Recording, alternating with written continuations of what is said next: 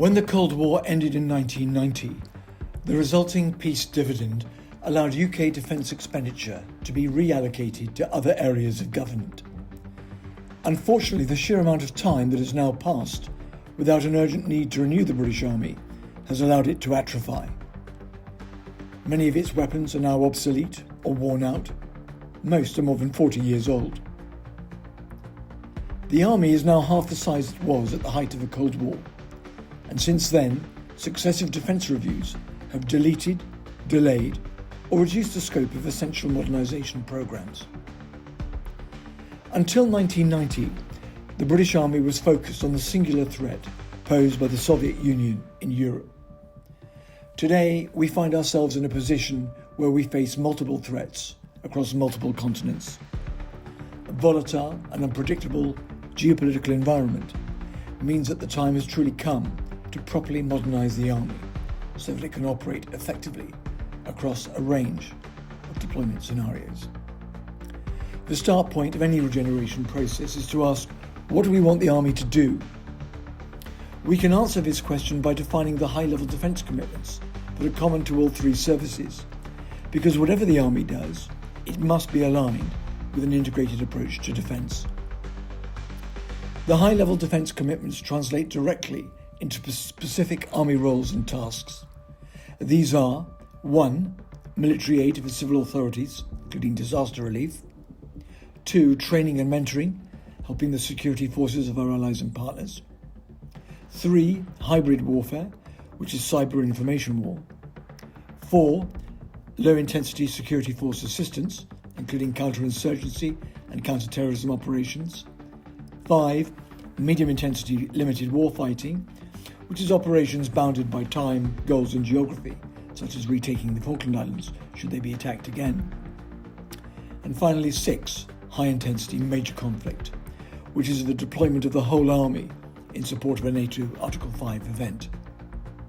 These roles lie on the continuum of conflict, which describes the transition from low-intensity peacetime operations to high-intensity wartime operations. To resource the primary roles, the Army needs 4 force types: light, medium and heavy, plus special forces. Lighter forces tend to deploy rapidly but are less resilient, while heavier forces deploy more slowly but are more resilient. And presently the British Army is focused around light and special forces able to perform low-intensity roles, but given the threats we now face, it needs medium and heavy forces able to perform high-intensity roles. And this implies a back-to-basics approach to force modernisation. And that means restoring the combat power of the Army. This is the Army 2030 structure, published as part of the integrated review. At first glance, it appears to be a compelling reorganisation. On closer inspection, a colour-coded version of the same structure reveals a tutti-frutti army that lacks focus, coherence and mass. With so many different unit types, the overall force has limited combat power and limited resilience. And what this structure doesn't show is that the regular army is wholly dependent on the Army Reserve to deploy. And if the Army Reserve is being used to backfill gaps in the regular army, it can't focus on its own proper tasks, which are to provide a second echelon force and to grow the overall size of the army rapidly in an emergency. A breakdown of the army by unit type reveals specific gaps, including a lack of engineer and logistics units.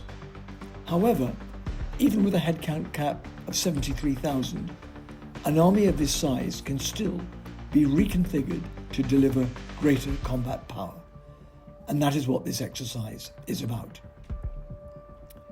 This reorganisation process divides the Army into 3 primary elements.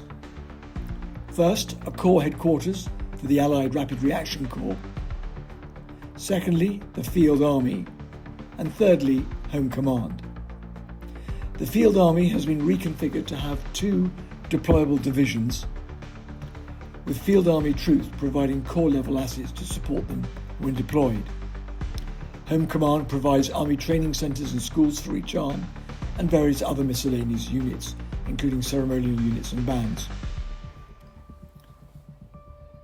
This model retains a two-division structure because it allows 1st UK Division to become a rapid reaction expeditionary force that can be deployed globally quickly, and for 3rd UK Division to become a potent manoeuvre force able to support NATO in Europe. If we take a closer look at the existing structure, only 2 of the 5 brigades within 1st UK Division are actually deployable. These are 4th Light Mechanised Infantry Brigade and 16th Air Assault Brigade. The Army Special Operations Brigade and 11th Security Force Assistance Brigade deploy as individual battalions or are attached to other formations as needed. They don't deploy as complete entities and therefore cannot provide a full brigade level force.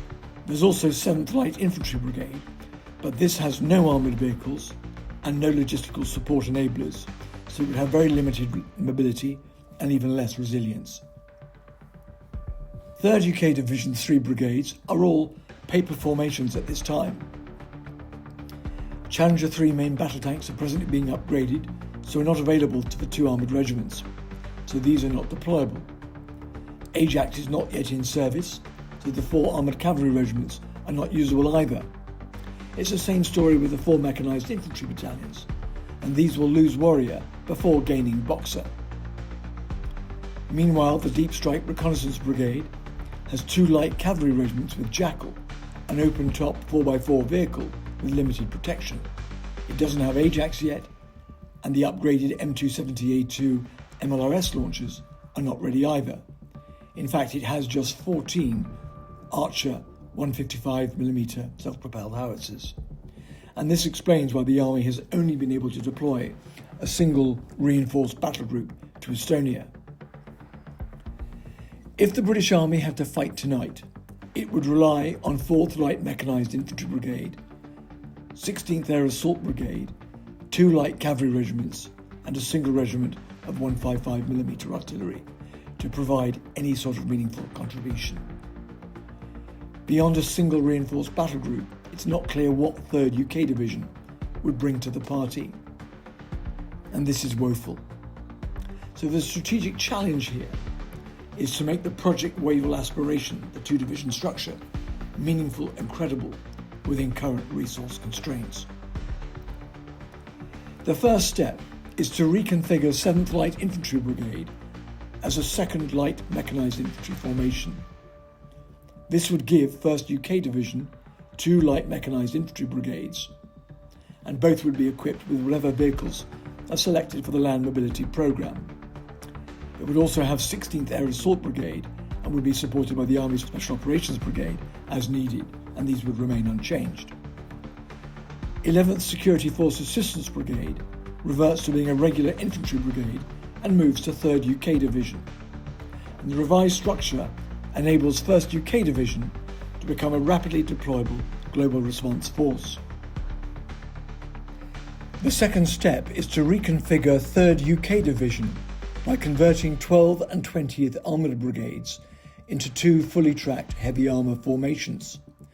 This can be achieved by equipping each brigade with the Challenger 3 Armoured Regiment, an Ajax Armoured Cavalry Regiment and 2 Armoured Infantry Battalions with the Ares variant of Ajax, and this would be reconfigured as a heavy APC, assuming that the remedial fixes for Ajax have made it fit for purpose. The third step is to generate 2 medium mechanised infantry brigades within 3rd UK Division. This can be achieved by reconfiguring 11th Security Force Assistance Brigade as a mechanised infantry formation and equipping it with Boxer. A second such brigade is created by converting 19th Light Infantry Brigade. The mechanised infantry brigades are reinforced by transferring 2 light cavalry regiments from 1st UK Division to 11th Mechanised Infantry Brigade and 2 light cavalry regiments from the 1st Deep Strike Reconnaissance Brigade to 19th Mechanised Infantry Brigade. And this transforms the 3rd UK Division into a potent force fully able to conduct combined arms manoeuvre in partnership with the UK's NATO allies. Next, the 1st Deep Strike Reconnaissance Brigade reverts to being 1st Artillery Brigade. It gets 4 close support field regiments equipped with the Boxer RCH when that arrives, plus 2 MLRS regiments equipped with the upgraded M270A2 multi-launch rocket system when that's upgraded. A light cavalry regiment is added to this structure to act as a forward observation and fire control unit. A 2nd Artillery Brigade is generated to support 1st UK Division. This gets 3 close support field regiments with a 105mm light gun, plus 2 MLRS regiments equipped with HIMARS or a similar multi-launch rocket system. The additional artillery regiments are generated by re-rolling the now defunct mini-UAS regiments, as drones become an organic capability within each artillery regiment. The 2nd Artillery Brigade also gets a light cavalry regiment to act as a forward observation and fire control unit. Next, engineer support is added to each division as a separate brigade, and then signal brigades are added to each division. These each have 2 communication and information support regiments, plus a military intelligence regiment. Finally, logistics brigades are added to each division. The result is 2 fully deployable divisions with a total of 8 brigades, the same number as we presently aspire to have, but with 7 that are actually deployable, that are more focused around high-end warfighting and that are fully supported with the necessary logistical and other support elements. The 2 divisions are supported by field army troops. Units within this structure essentially provide corps-level assets that sustain the primary combat brigades. And here we can see 77th Brigade provides information manoeuvre units, there's an air defence group, a 3rd Engineer Brigade, a medical group, a cyber and electronic warfare group, and then we have the Land Warfare Centre that manages army trials units, army schools and various training centres. Home Command provides recruitment and training units, an additional light infantry brigade for territorial defence tasks, and then there are London District troops for ceremonial duties, army bands and other various miscellaneous units. The Provost Marshal Department provides a military police component. Detached units also sit under Army Headquarters Command. The Corps Headquarters of the Rapid Reaction Corps provides signal and logistical support units. And finally, Joint Command provides the Joint Helicopter Command and a Special Forces component, and these elements are unchanged. The final step is to add missing capabilities. Within 3rd UK Division, the 4 light cavalry regiments in 11th and 19th Mechanised Infantry Brigades would exchange their Jackals for a turreted Boxer cavalry vehicle. This would have a medium caliber turret for fire support and the ability to launch and recover drones for reconnaissance.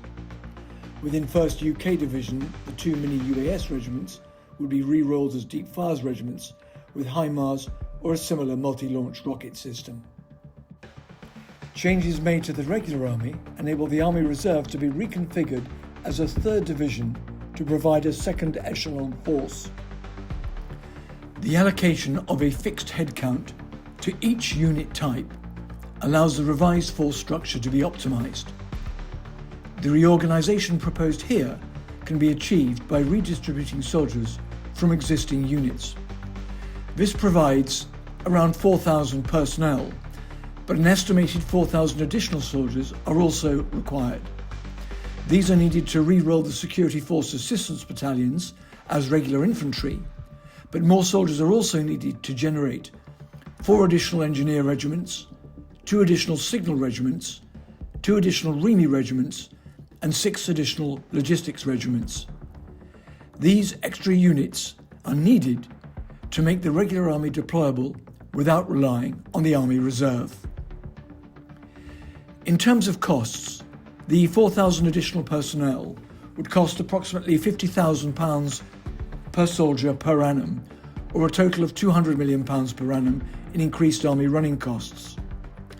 3 additional deep fires regiments equipped with HIMARS or something similar would cost under £400 million, plus the cost of their munitions. The 4 armoured cavalry regiments equipped with a turreted Boxer would be the single most costly additional investment at just under $3 billion. The importance of all of these additional capabilities is that they could be acquired before 2030. Looking at the complete structure, these changes would give the Army 2 armoured brigades, 2 medium mechanised brigades, 2 light mechanised brigades, an air assault brigade, and a ranger brigade. The Army would have significantly improved deployability and lethality. It would reinforce other initiatives already being implemented, such as the Land Mobility Programme. Also, the UAS strategy that will acquire a number of drones organically across the Army will be supported.